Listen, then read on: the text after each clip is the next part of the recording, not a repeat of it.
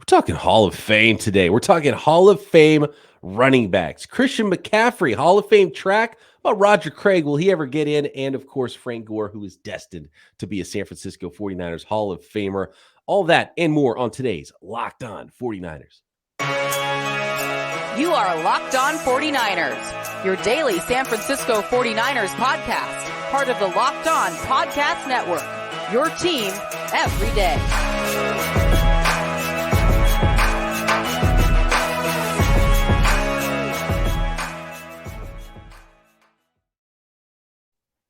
Welcome to Locked On 49ers. Brian Peacock and Eric Crocker at BD Peacock at Eric_Crocker.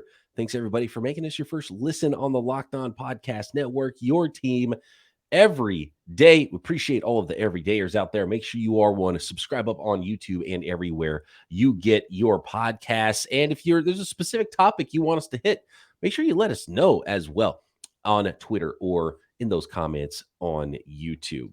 Subject today, Croc, that came into my mind because of something we were talking about on the Peacock and Williamson NFL show, again, on the Locked On Podcast Network daily. Make sure you subscribe up to myself and former NFL scout Matt Williamson. We get asked a lot about Hall of Fame, and Williamson loves talking about the Hall of Fame. I don't like the Hall of Fame topic as much. I know it's very good for talk radio, but I'm a small Hall guy, and to me, if you have to have a long conversation about if a guy's a Hall of Famer or not, then he's probably not a Hall of Famer, right? But I think most 49ers fans would say, man, Roger Craig, that dude's a Hall of Famer. He should be a Hall of Famer, the first ever 1,000 rushing, 1,000 receiving yard back. And Frank Gore, now that he's the number 3 rusher of all time, it's not time to vote on him yet, but he's going to get in just because of the stats he's accumulated over the course of his career. And I want to throw out to you first, Croc. What are your thoughts about Christian McCaffrey and his career so far in the NFL, what he was for the 49ers last year? And I'm going to get to their stats and where they stack up as far as Hall of Fame resume later. But do you think that Christian McCaffrey already feels like a player that's as important as Roger Craig and Frank Gore as an NFL running back?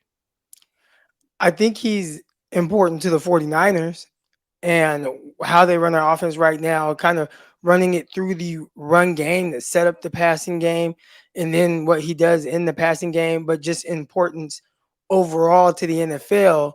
Feel like you understand how good he is, but if we're talking about his career, I think there are better active running backs who, not better in the sense of ability, but they've had better starts to their careers than Christian McCaffrey. It's funny because if you play fantasy football too, Christian McCaffrey is like perennial the guy who's drafted number 1 overall and number 2 overall because, the receiving ability as well, but the rushing yards aren't quite there yet throughout his career. And I don't know if they'll ever be there as far as Hall of Fame numbers go. And that's been kind of the problem with Roger Craig, as he's someone who's kind of been the Hall of Very Good, and it's looking like he'll never become a Hall of Famer. Maybe through the lens of now modern day running backs, where they're not going to accumulate as many yards as the guys used to. And maybe there's more impetus put on receiving skills for running backs going forward in this modern era of football. Maybe that'll make Roger Craig's legacy look better to future voters than it has so far since his career ended in the 90s. So, as it pertains to Christian McCaffrey right now, I feel like his peak is as good or better than both Roger Craig and Frank Gore's were. Very unlikely that we see players hang around and rush for as many yards as Frank Gore does, which is why he's going to be stamped into the Hall of Fame. But I also want to hear what the listeners have to say about that, because it feels like peak-wise, Christian McCaffrey's already there. Now, can he elongate that peak is my biggest question. And I see you making a funny face already, Croc. By the way, so hit us. Let me know what you guys think at BD Peacock, at Eric_Crocker, or on YouTube. Do you think McCaffrey hasn't even been there peak-wise? Did you just say that peak-wise, like just the best version of Christian McCaffrey that we've seen is better than the best version of any Frank Gore that we saw? I think it's there. I think it's at least on par. Like, if that's not what you said, though. You said better. I mean, yeah. So basically, if you took 100 football fans and you said at their peak, who was better, Christian McCaffrey or Frank Gore? I think you say 50 people would say Frank Gore, 50 people would say Christian McCaffrey. I think the tough thing with Christian McCaffrey, and I get what you're saying in peak because we're talking about one season, but the longevity of it, right? And that's the conversation surrounding Frank Gore in the Hall of Fame. And that's what it feels like to me when you talk about Frank Gore. In my head, the Hall of Fame and not Hall of Good, like you said, it feels like it's not just about, well, I was really good for a long time. Like, what about your great years? And in any year, typically that you go to outside of one, I think it was maybe 2006 or like 2007 with Frank Gore, you would probably pick 3 to 4 running backs that were better or more productive in that year outside of one. I think there was one season where it was like he was second in rushing. Now, again, got to factor in how trash his teams were. But also we can factor in that same thing for Christian McCaffrey. And that's the interesting part with him because statistically, and when you go to the voters and is what do we see? You see one season where it's like, man, they're almost 1,400 rushing yards, 1,000 receiving yards, and that's amazing. He did that in 2019. But he's only had 2 1,000-yard rushing seasons. Oh no, last year too. So 3,000-yard seasons. But if we're holding him to like a Hall of Fame standard, I think if you go to Derrick Henry, it feels like he's rattling off 1,000-yard seasons every year. Now he's not either, but I don't think he's played as long as Christian McCaffrey. But he also has a 2,000-yard season. But I mean, these are dominant: 1,500 yards, 2,000 yards. Missed half a season and still almost had 1,000 yards, which is crazy. Then 1,500 yards last season. It just feels like it's like dominance every year. Christian McCaffrey, I feel like, is a little bit more of a roller coaster. And one thing McCaffrey has is all those other yards that are receiving yards that someone like Derrick Henry doesn't have. And Derrick Henry is the one that made me think of this because there was a list put out recently by the 33rd team and on 33rdteam.com, I think is where you can find it. And it listed players that are current players that are locks to be in the Hall of Fame or likely to be in the Hall of Fame. And Derrick Henry is on the list. And I was like, wait a second, it's got to be way too early to be talking about Hall of Fame for Derrick Henry.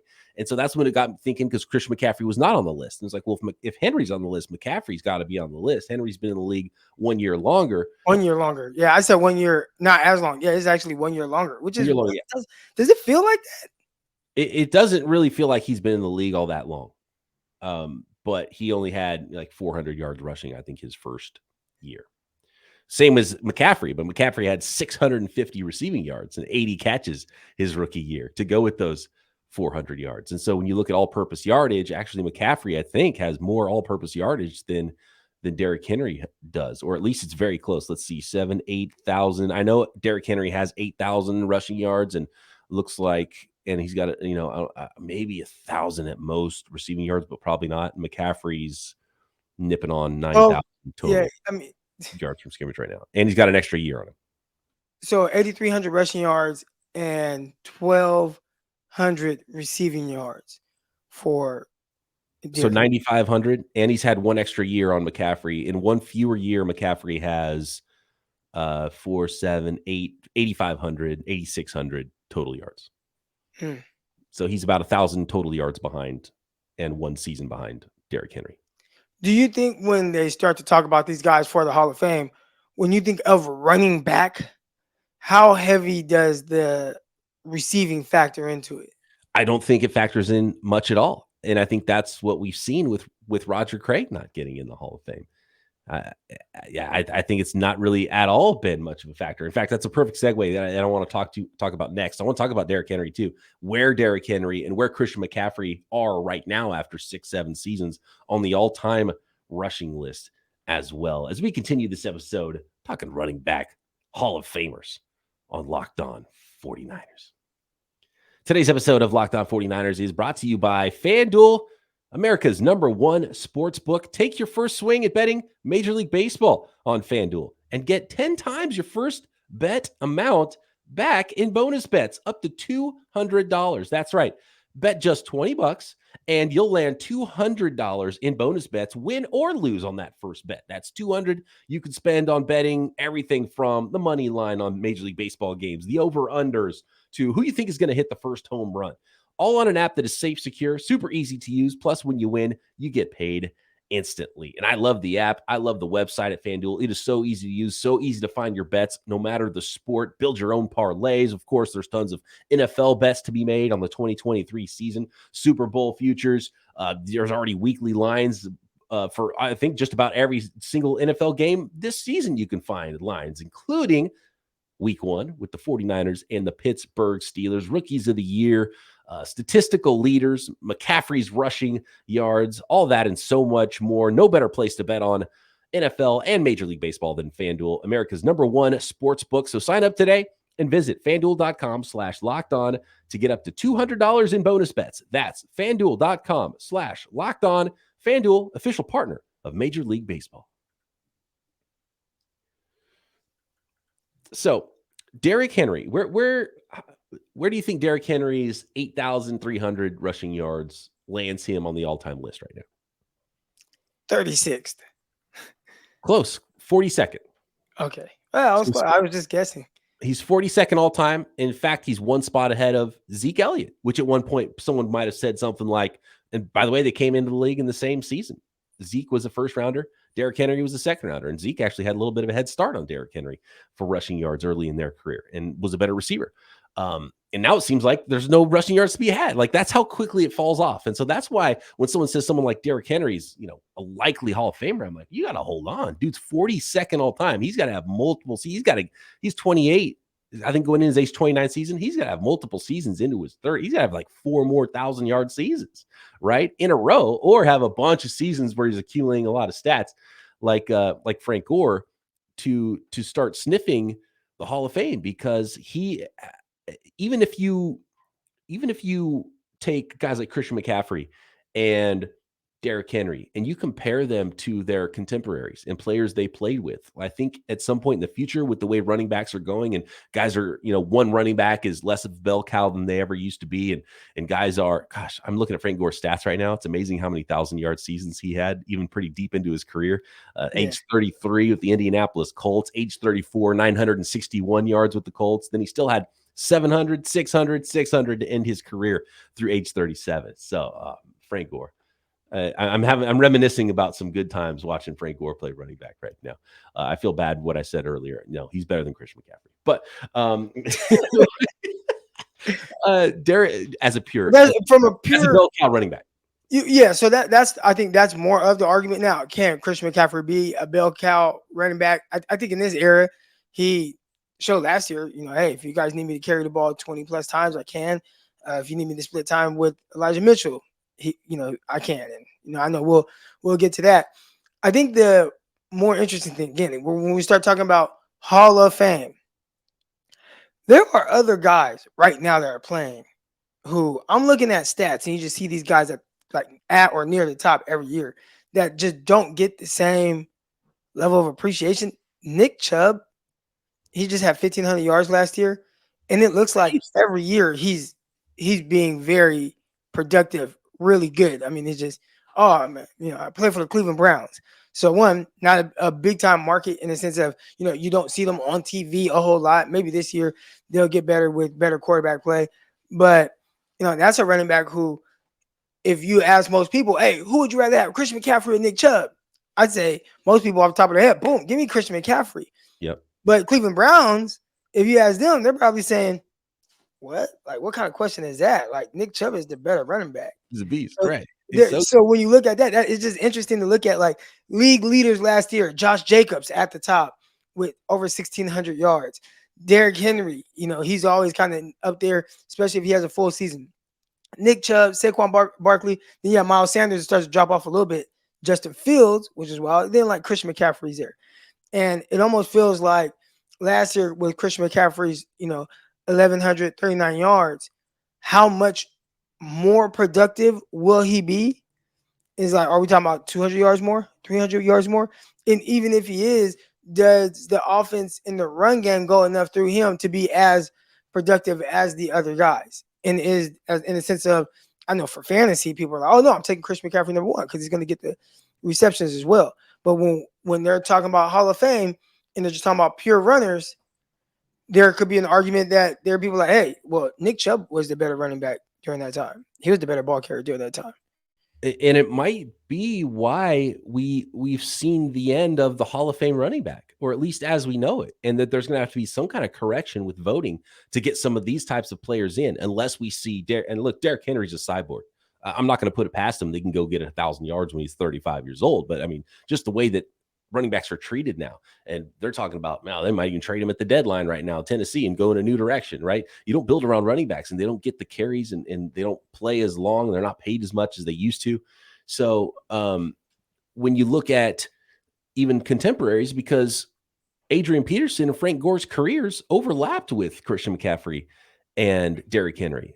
And those guys have 16,000 and 15,000 yards. They're number 3 and number 5 all time. You know what I mean? So those guys are Hall of Famers. And so when Derrick Henry comes up, unless he has 5 more 1,000-yard years, you're going to look at him and be like, man, he's 4,000 yards behind Adrian Peterson. And that was his contemporary. Is he really a Hall of Famer?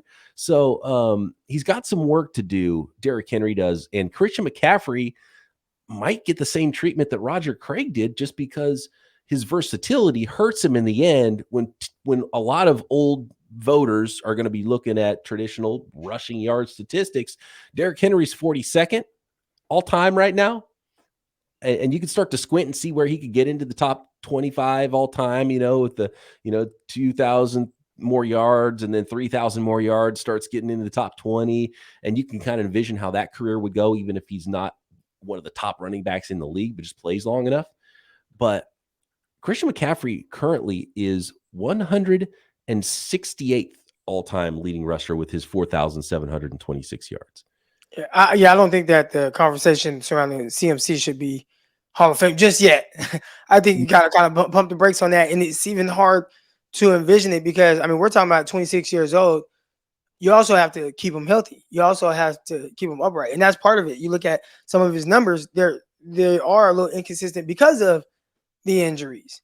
And with Derrick Henry, you kind of looked at some of their numbers and compared them. He had the 1 year he was hurt, but outside of that, he typically plays. So CMC has to show like, hey man, I was healthy 100% last year. Y'all saw what I did. Now he just has to do it again because, I'm looking at Nick Chubb. And when those voters, they're going to start looking at guys that play at the same time. Even when he doesn't play every game, he's still running for over 1,000 yards. Like, Nick Chubb's kind of similar to Frank Gore. Like the more modern era Frank Gore, where Frank Gore was always really good and everyone knew he was good, but you always had like, oh, maybe Adrian Peterson's better, and maybe there's a couple of guys that are better. That's kind of what Nick Chubb's career is right now.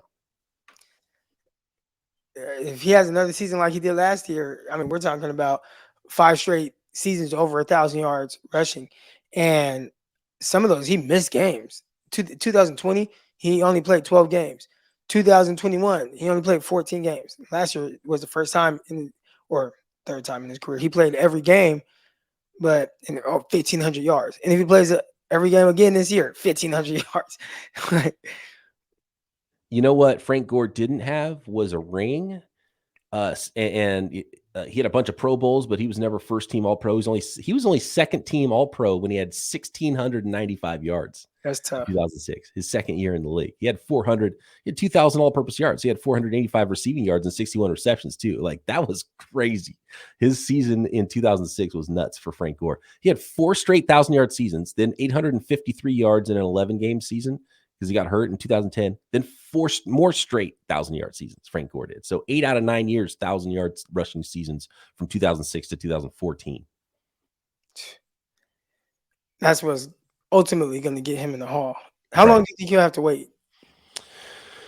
He's so clearly a Hall of Famer, unless there's going to be a backlog of quarterbacks, which I think is going to make it even more. I think it's almost too perfect because the way the league is going with much more passing, and running backs are going to start are kind of falling out of favor anyway, and we're going to see all these Manning and Brady, and then there's going to be conversations about like Rivers and Matt Ryan. There's Roethlisberger, Breeze. All these guys are going to come up for the Hall. It's going to be like all these quarterback-centric Hall of Fame classes. So there might be some guys lost in there when you start talking about Frank Gore, and I'm sure he'll get in, but then there's older guys that they're still voting on too that have pretty good cases. So Frank's going to get in. Does he wait 1 year, maybe, I would rather see Patrick Willis get in first, and then that way Frank Gore can get in the next time. You know what I mean? Something like that. So Eli Manning, I understand, the two Super Bowls were 2 rings and you're in, dude. That's it. But golly, he wasn't it. Well, wait. So, like, without the rings, nobody would vote for Eli Manning. He would get what? He was literally 500 for his career, and over a long time, right? Like Kyle Shanahan kind of started off where it was like, oh man, he's below 500. Then it's like, well, I'm actually a really good coach, so I'll catch up. And what has he done? Is like, okay, now I'm over 500, and he's going to continue to be over 500. They think he's one of the best in the league. Eli Manning was never like the best quarterback. Matter of fact, I think teams and defenses like playing against him. Like, oh man, he's going to throw a lot of interceptions. He's kind of reckless, does a lot of weird stuff. But he just had these 2 runs that were magical, and he made big throws, and he knocked off a team that was undefeated. But outside of that, there's nothing about his career that says Hall of Fame, aside from he's a Manning and his brother was so amazing. Yep, and he played in New York. It's why Justin Tuck, right? Defensive lineman for the Giants. Yeah. Why is he on national Subway commercials? Nobody knows who Justin Tuck is. Like regular folks, they don't know who Justin Tuck is. They're like, who's that guy with the funny looking head? And it's Justin Tuck. But he played in New York and won a Super Bowl. So here you go. You're in Subway commercials now. It's different. So you won a ring in New York and famous family, Manning. He's going to get in. He's going to be one of the worst quarterbacks in the Hall of Fame. No, he will be the worst. Okay, next, Croc. I want to compare Roger Craig and Christian McCaffrey because, wow, when you look at the numbers, it is much closer than you would expect. And it's kind of mind-blowing, the careers that these guys have had to start. Next. Thanks again, everybody, for making Locked On 49ers your first listen here on the Locked On Podcast Network, your team every day. Make sure you are subscribed up on YouTube and everywhere you get your podcasts, and make sure you check out the rest of what the network has to offer. Locked On NFL, Locked On NFL Draft, and, of course, the Peacock and Williamson NFL Show. Myself and Matt Williamson breaking down the entire league daily. Okay, so get this. Roger Craig, he had his 1,000 season in 1985 for the 49ers. 1,050 yards rushing, 92 catches, 1,016 yards receiving. And it was the first time that was ever done. He had some other really good seasons, too, in the NFL. And he had 1,500 yards rushing, by the way, in 1988 for the 49ers with another 500 yards. So another 2,000 yard from scrimmage season, and then had another 1,000-yard season, his last 1,000-yard season in 1989 for the 49ers. And those 88 and 89 49ers won Super Bowls, by the way. So he's got 3 rings. He's been an all-pro first teamer, an all-pro second teamer, multiple-time Pro Bowler.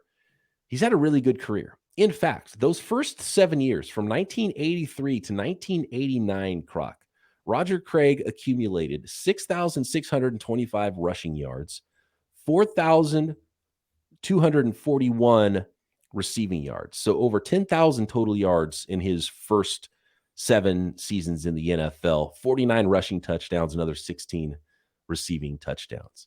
Now, Christian McCaffrey, through his first 6 years in the NFL, has 4,726 rushing yards and another 3,756 receiving yards. So he has basically Christian McCaffrey to match where Roger Craig's 7-year start was. This is going to be Christian McCaffrey's 7th year coming up. McCaffrey needs to have almost 2,000 rushing yards and about 500 receiving yards to catch Roger Craig through his first 7 years. Won't get that 2,000 rushing yards. I mean, he's obviously not going to catch him, but that's what I'm saying. Like, you forget how good Roger Craig was. Roger Craig was what Christian McCaffrey is now in the late 80s. That's how good he was.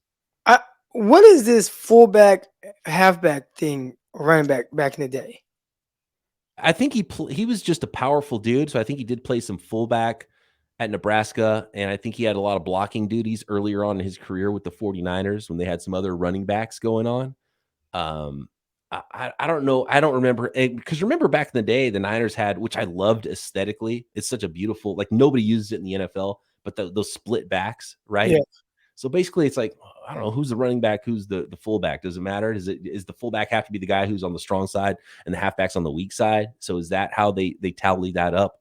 I don't know. But if anybody who watched the 49ers remembers, it was Tom Rathman was a fullback, Roger Craig was the running back. So he's a running back to me. I know he got labeled as a fullback for various reasons, but I would love. It's great for passing. I think it's not as good for running the football, that split back formation. But man, I want to see more split backs. I think the 49ers could do that. They could bring it back with Juszczyk and Christian McCaffrey. So Kyle, if you're listening, more split backs, please. He in back-to-back years, 92 receptions and then 81. Well, actually, you can go before that. 71, 92, 81. That's a lot of receptions. Especially like in that era. Because I feel like when, let's say like Reggie Bush, it almost feels like Reggie Bush was in the wrong era of playing like running back, but maybe he should have played for the 1985 49ers. Yeah, or just played for the wrong coach.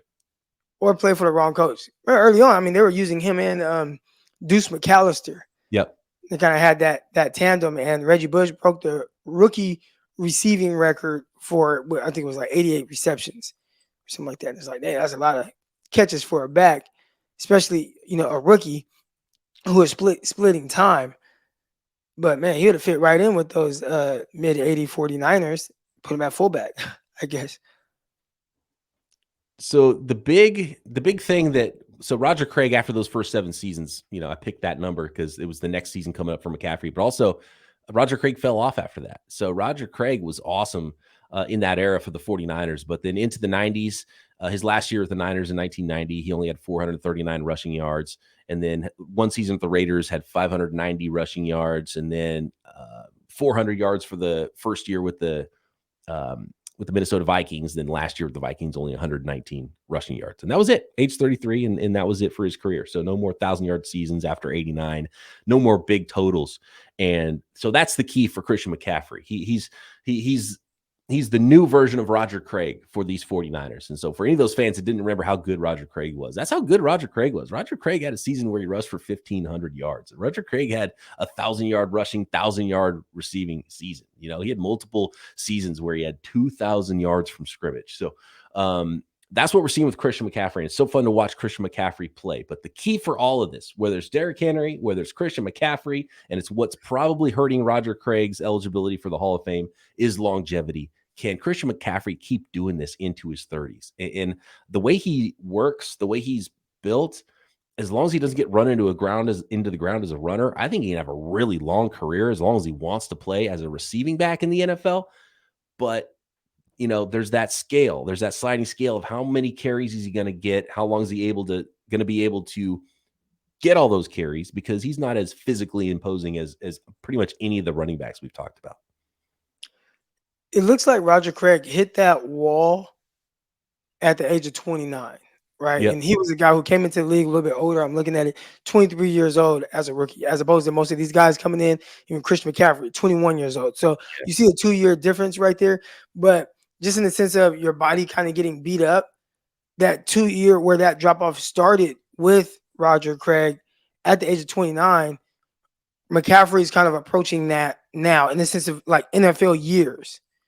Right. And so is Derrick Henry. And you think about, okay, but Derrick Henry had a 2,000-yard season. So did CJ2K, right? Chris Johnson, is he a Hall of Famer? Nope. Yeah. Jamal Lewis. Yeah, 2,000-yard seasons. But guess when they stopped being good? Right about now. Right about now for McCaffrey and Derrick Henry is when those guys, and it's just, that's what happens in the NFL. So longevity is so important. It's what's going to get Frank Gore in the Hall of Fame. Adrian Peterson's in the Hall of Fame. They're top 5 rushers all time. Like, they were good, and they were good for a long time. How long can Derrick Henry do it? How long can Christian McCaffrey do it? And if McCaffrey is going to get into the Hall where a 3-time Super Bowl champion, first ever 1,000 yard back in Roger Craig, if Christian McCaffrey is going to do it, longevity is what's going to get him there. Right. Can he the 49ers are going to need him to, forget the next few years. Be healthy this year. Because if he does, that's so big for the 49ers. What do they need from him this year, Croc? Well, I'm interested to see how they utilize him, right? Because on the previous episode, I talked about how there were a few games in there where Elijah Mitchell led the 49ers in rushing. So is Kyle going to go towards what we saw him do with Elijah Mitchell in 2021, where it was very heavy on Elijah Mitchell being the bell cow? Or was that, I have him toting the rock as much because, I have to use Deebo Samuel as a running back. I don't really want to do that. Trey Sermon and all these other guys, I don't really care to really give them the rock. So, I have to give Elijah Mitchell as many carries as he has. So, there's what we saw last year, which was more of a split between McCaffrey and a healthy Elijah Mitchell, which, again, he's got to. Should we talking about McCaffrey? Like, Elijah Mitchell, can you stay healthy at all? They only played 5 games last year. But is he going to go towards more of a split between two backs? And maybe that would help with the longevity of Christian McCaffrey. And then maybe towards the end or in the game where you just need him to really be the bell cow, then it's all right, you're having 20-plus carries in this game. But outside of that, do you kind of keep it closer to, 11, 12 carries to keep him kind of fresh towards the end of the season? Yeah, you have to be smart with him because you want a healthy McCaffrey in January. And I know you want to really, really use him as much as possible in September and October and November. But, man, he's so important to your football team. You want him on the field. And so I put him on a pitch count from jump. While you have healthy Elijah Mitchell, use him, right? So, right. Use him and make sure McCaffrey's on the field on third downs in January. That's the way I would play it with Christian McCaffrey. Kyle doesn't really think that way, so we'll see. We'll see what it ends up looking like. How do you think Kyle thinks? He's just going to use. He wants to win every series, every down for the most part. George Kittle talked about him wasting some plays, maybe even.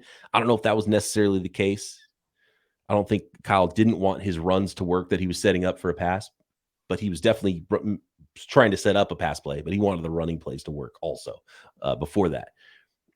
But I think Kyle is going to use. We've seen it from him in the past, and we'll see if it changes.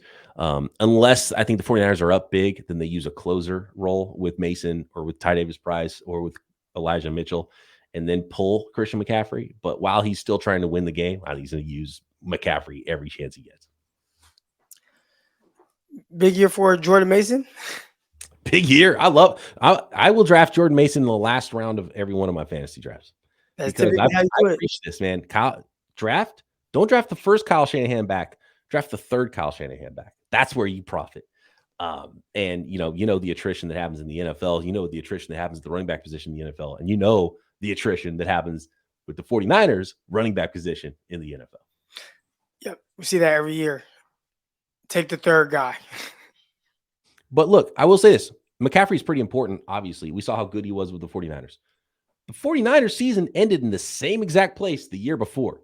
There was no Purdy, there was no McCaffrey, and they still lost the NFC Championship game. So they can go back and lose an NFC Championship game without Purdy, without Christian McCaffrey. Now it's all about let's get past that. Let's get over that hump. That's the point of trading all this stuff for a quarterback, trading all this stuff for a running back, getting over that hump. They died on the same hump they died the year before last year. Thanks, everybody, for making Locked On 49ers your first listen here on the Locked On Podcast Network. Croc and I back tomorrow right here, Locked On 49ers. Subscribe to this video.